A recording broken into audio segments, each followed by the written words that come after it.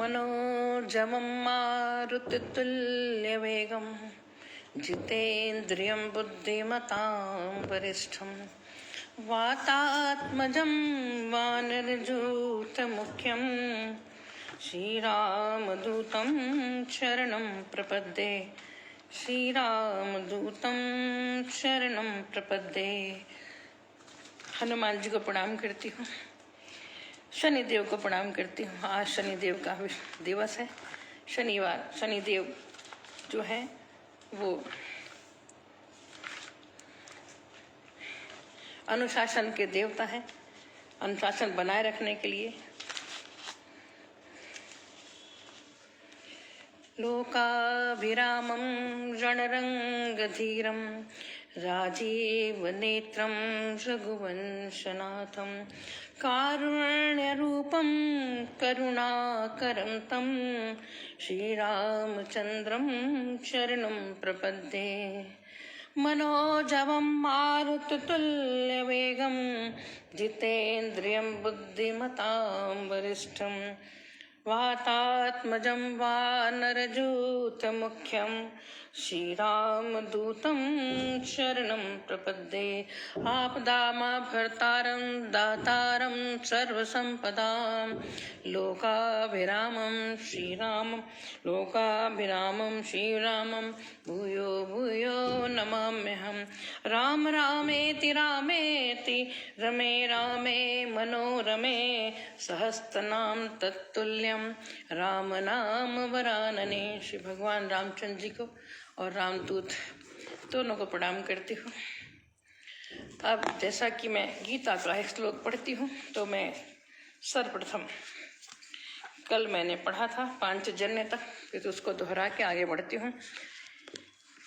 कुरुक्षेत्र में सभी के लोग खड़े हैं। संजय कहते हैं कि पांचजन्यं ऋषिकेशो देवदत्तं धनंजयः पौंड्रं दद्मौ महाशंखं भीमकर्मावृकोदरः। श्री कृष्ण महाराज ने पांचजन्य नामक, अर्जुन ने देवदत्त नामक और भयानक कर्म वाले श्री भीमसेन ने पौंड्रक नामक महाशंख बजाया। पहले कल भी ये पढ़ा था। अनंत विजयम राजा कुंती पुत्रो युधिष्ठिरः नकुल सहदेवश्च सुघोषमणिपुष्पकौ काश्यश्च परमेश्वास शिखंडी च महारथ दृष्टद्युम्नो विराटश्च सात्यकिश्चापराजितः द्रुपदो द्रौपदेयाश्च सर्वशः पृथ्वीपते सौभद्रश्च महाबाहुः शंखान् दद्मु पृथक पृथक।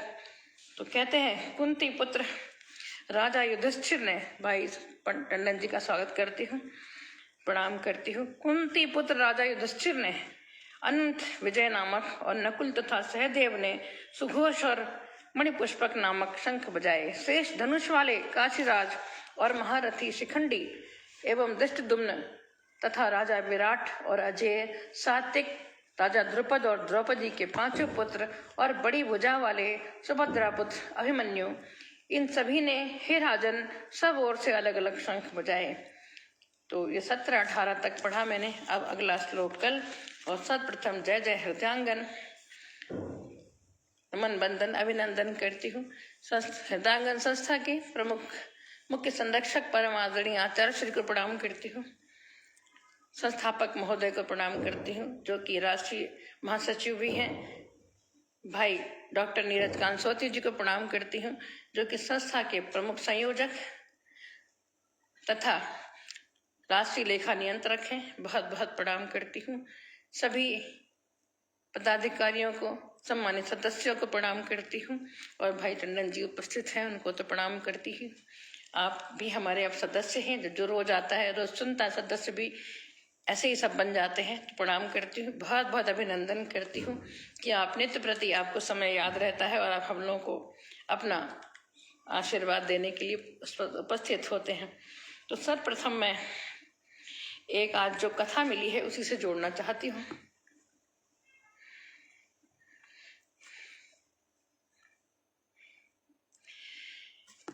तो यह कथा द्वापर युग की है, जब भगवान श्री कृष्ण के सुदर्शन चक्र ने काशी को जलाकर राख कर दिया।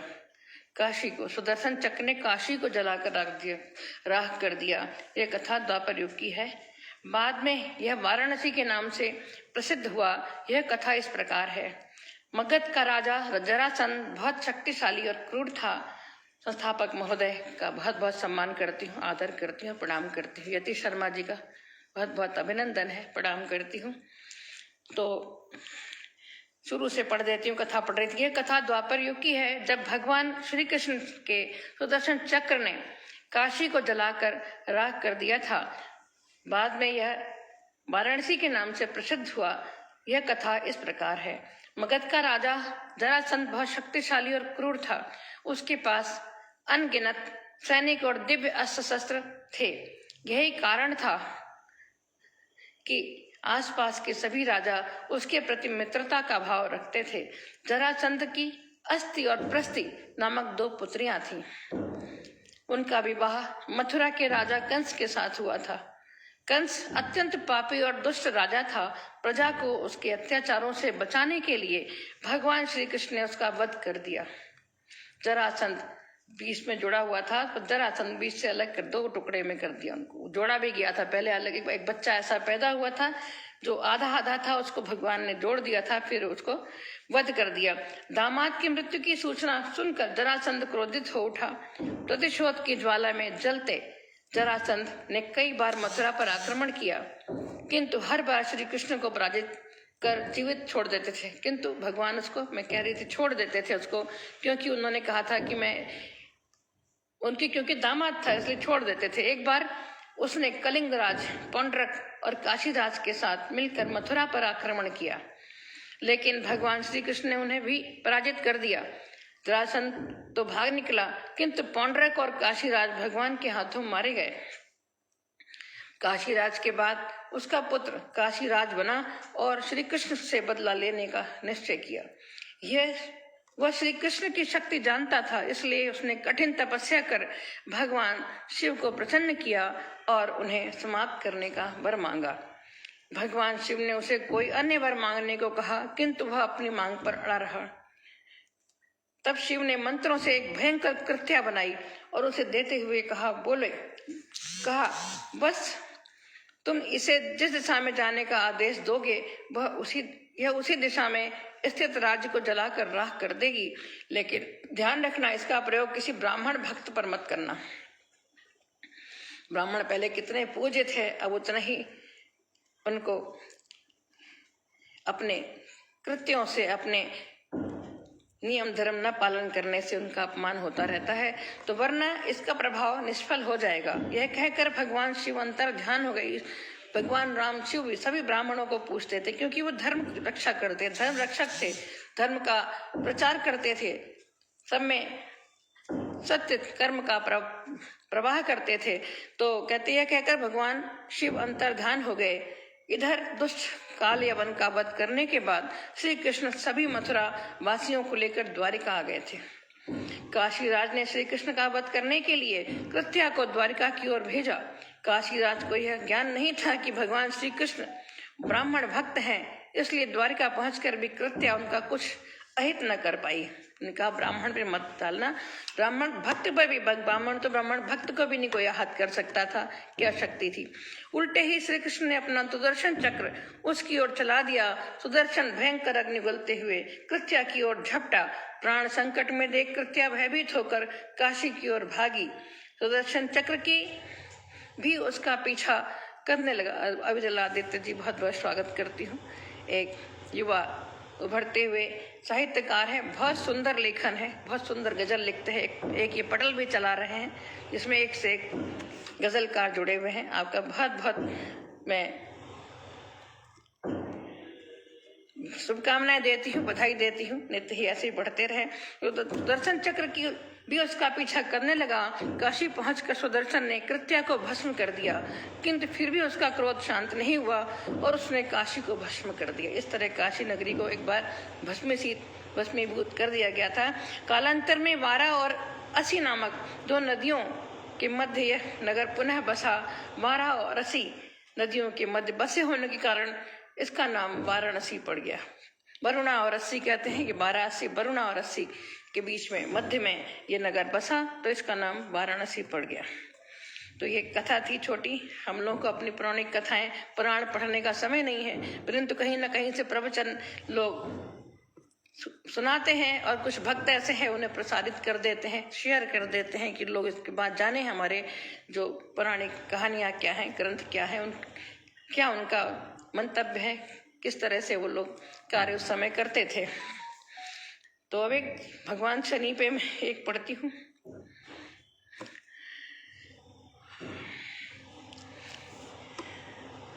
कि दंडाधिकारी देव शनि, बिन भय होए न प्रीत। कहते हैं भय के बिना प्रीत नहीं। भाभी जी का बहुत बहुत स्वागत करती हूँ, सोती भाभी जी का बहुत बहुत अभिनंदन करती हूँ। वो मेरी एक श्रोता बन गई हैं, अक्सर आती है, रोज ही आती है, बल्कि मैं आपका बहुत बहुत अभिनंदन करती हूँ, प्रणाम करती हूँ।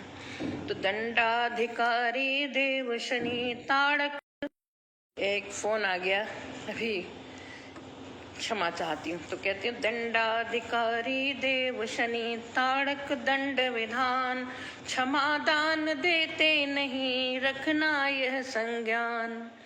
क्षमा दान देते नहीं रखना यह संज्ञान, कर्म सदा चलते रहें साथ सदा यह जान। कर्मों से बचिए, बाकी भगवान कुछ नहीं करते, कोई बच सकता नहीं उनकी दृष्टि महान।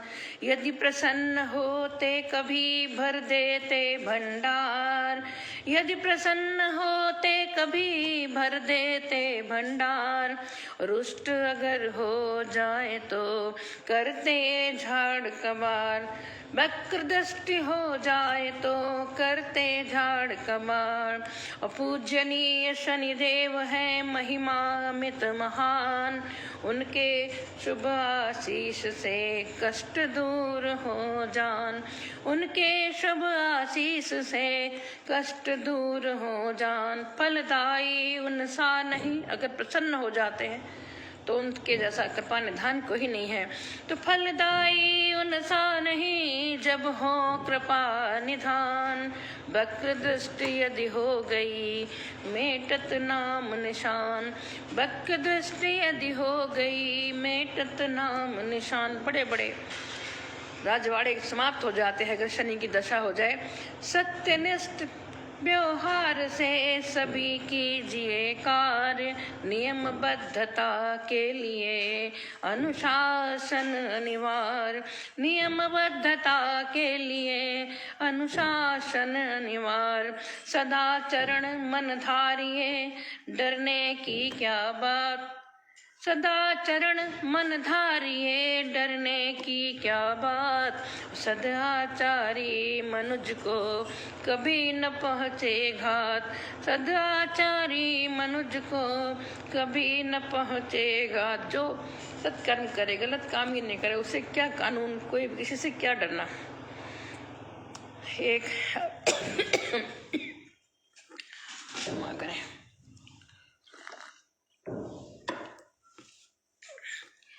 एक घनाक्षरी सुनाती हूँ। कृपाण घनाक्षरी में एक सीताराम हनुमान सभी इसमें आ रहे हैं। आज हनुमान दिन का दिवस है तो मैं इसी को पढ़ देती हूँ आज। है सुखद सुहावन जन मन भावन, रुचिकर मुन। है सुखद सुहावन जन मन भावन, रुचिकर मुनि जन सुंदर प्रभु का नाम।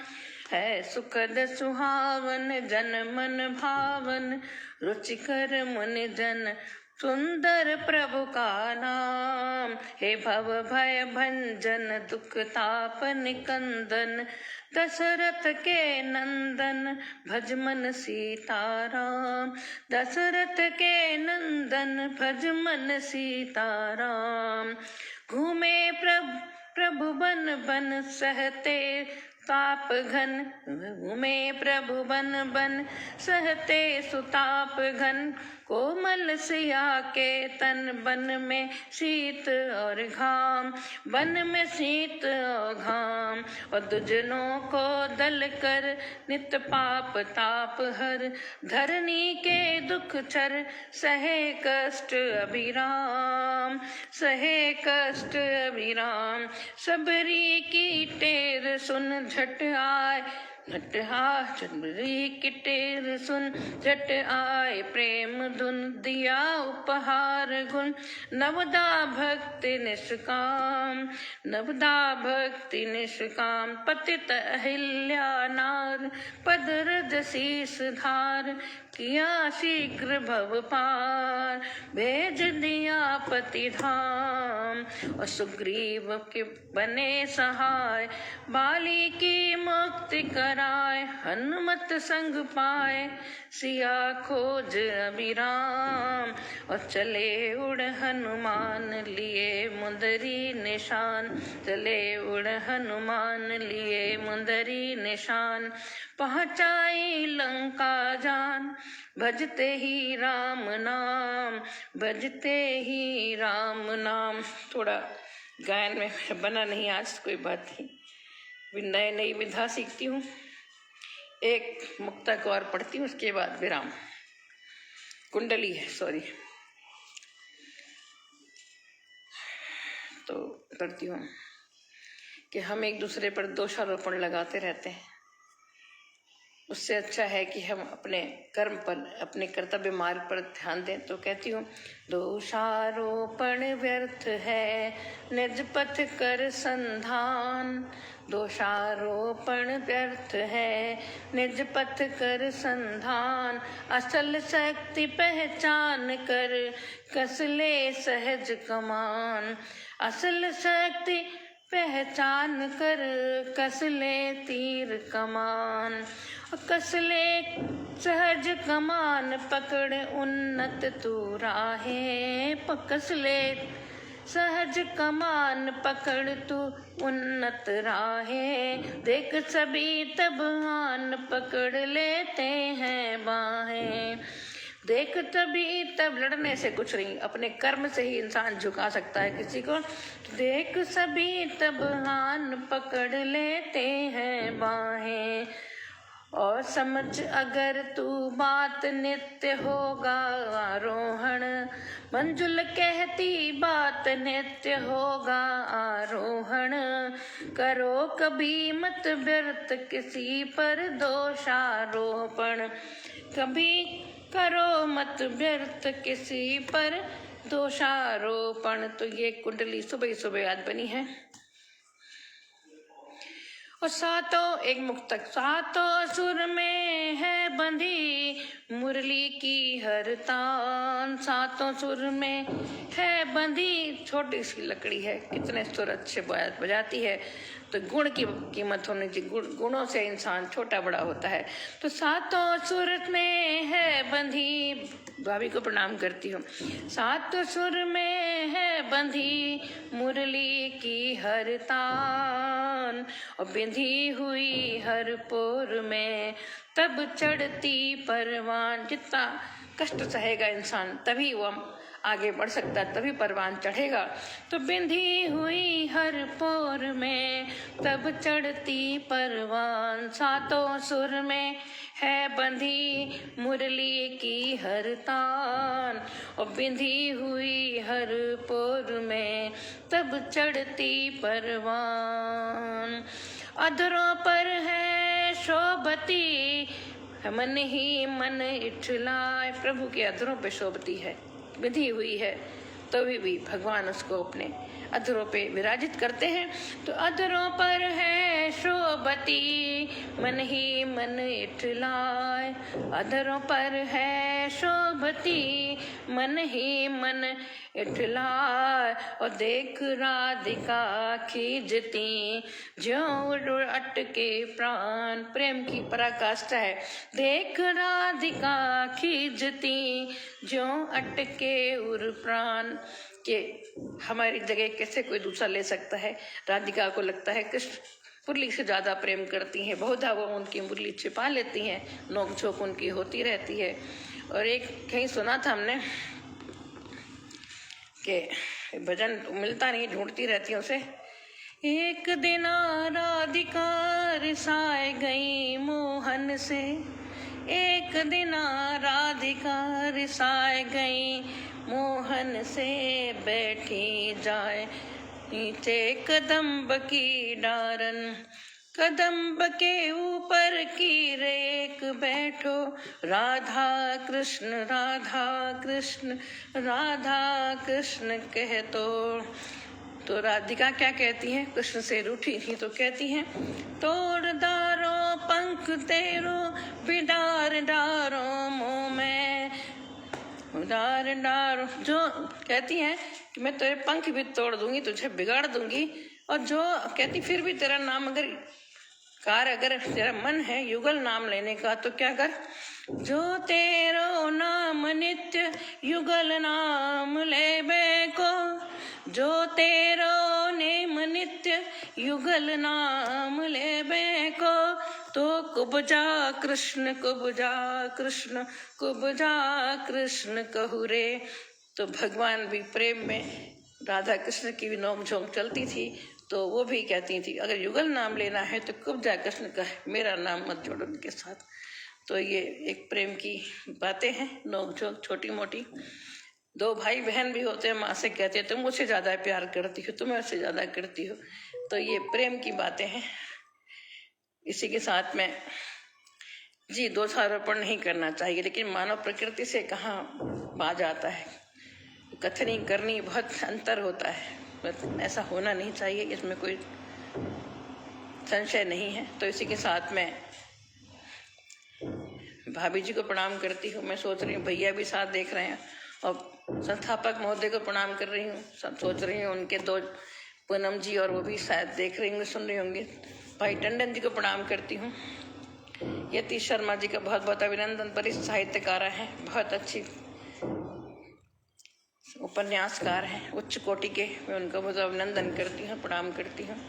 और जय जय हृदयांगन, यहीं अपनी वाणी को आज विराम देती हूँ। कुछ पलों में ही कवि के साथ कॉफी पे उपस्थित होती हूँ। धन्यवाद, प्रणाम।